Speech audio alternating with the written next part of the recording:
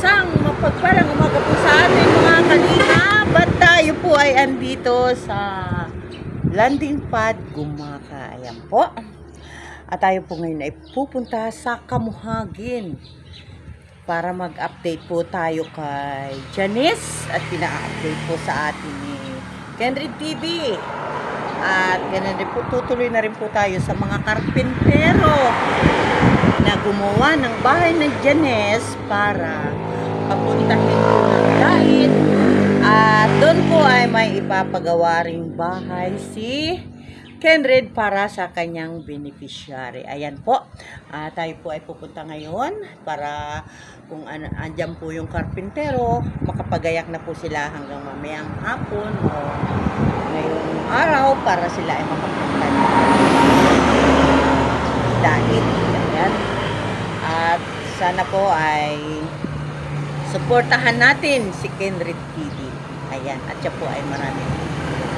At ganun din po, magandang umaga po kay Kuya Bal Santos Matubang, Ate Edna Vlogs at kay Kalingap Rab. At sa lahat po ng mga naandito sa Team Kalingap. Ayan. At pakisupport na lang po ang aming mga channel.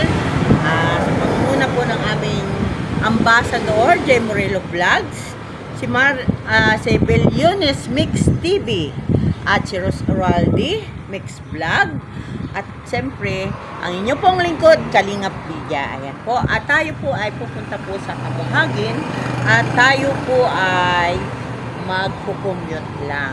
Ayan. Andito na po tayo sa Barangay Kamuhagin. At tayo ay pupunta kay Janice. Ayan. At nakita ko po yung tatay ni Janice dito. Ating tatanungin. Ayan. Salamat. At dito tayo sa Barangay Hall ng Barangay Kamuhagin. Ayan. Bye-bye po. At tayo ay papasok na dito sa anito, sa munting iskinata na ito, papunta sa bahay ni Janice.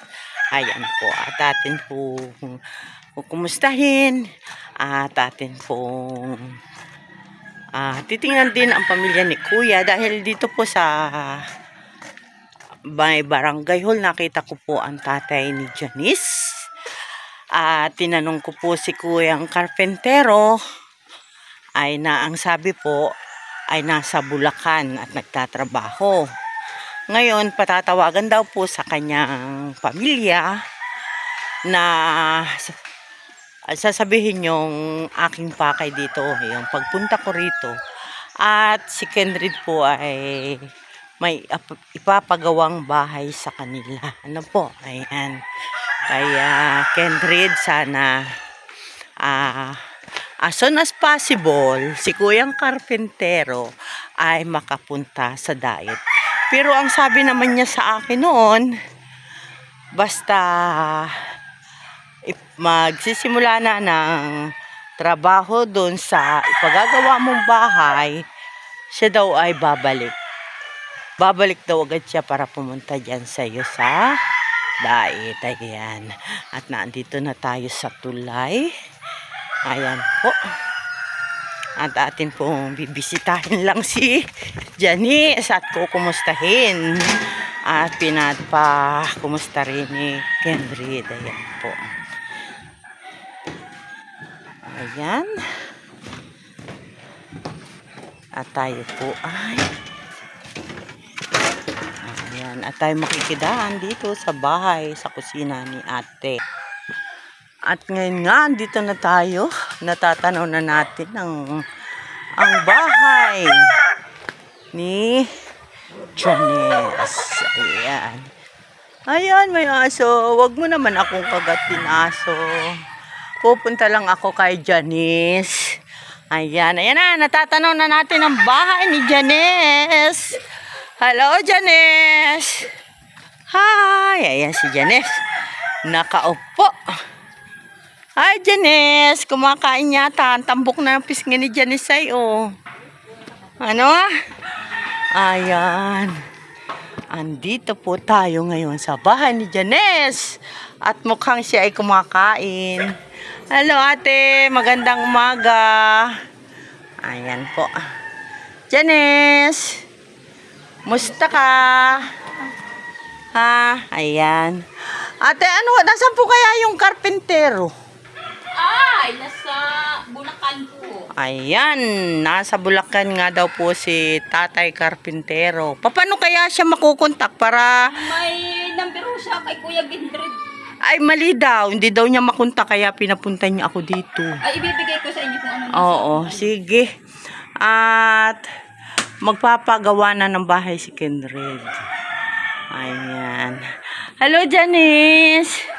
Ay, bagong kain si Janice. May kanin pa sa mukha. Ay, talaga namang nahihiya siya. Oh. Ala.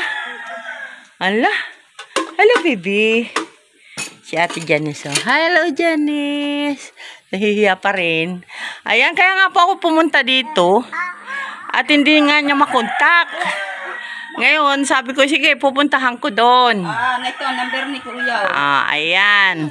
09-300495024. Ayan. Mamaya at ate. Ayan, Kenry, dito na yung number ni Kuya. At itatry ko din na siya ay tawagan. Ayan. At muli ate, magandang umaga at salamat. Ayan. At si Ate Lydia ay naandito kay Janice. Talaga naman. Talaga, Janice, tayo doon sa pagala. Gala tayo, Janice. Sama ka? Talagang hiya siya talaga. Oh. Kay Kuya Gindred ay nahihiya din. Talaga nahihiya ka pa rin kay Kuya Kinrin. Mabait yun. Ay, sige ate. At ako'y babalik na. Salamat. At naibigay ninyo yung number. At tatawagan ko ito pagdating ko sa landing pala. Sige. Maraming salamat po. At nandito tayo ngayon sa bahay ni Janice. Ayan. At ako'y nag-tricycle lang. Dahil ako ay tinatanong ano na raw balita. Sabi ko saglit lang at ako'y magkukommute na lang papunta. Sige ate, bye-bye. Salamat. Bye-bye. Ayan.